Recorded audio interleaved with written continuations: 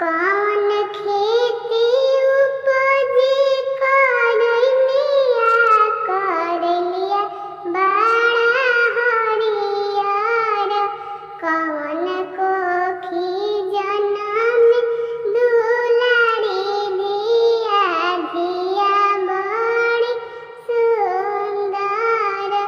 कौन कोखी जनम दुलारी धिया धिया बड़ी सुंदर।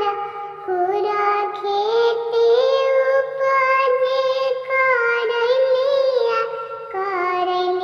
बड़ा हरियर। मम्मी कोखी जनम दुलारी धिया धिया बड़ी सुंदर। केकरा के देव करलिया बड़ा हरियर। केकरा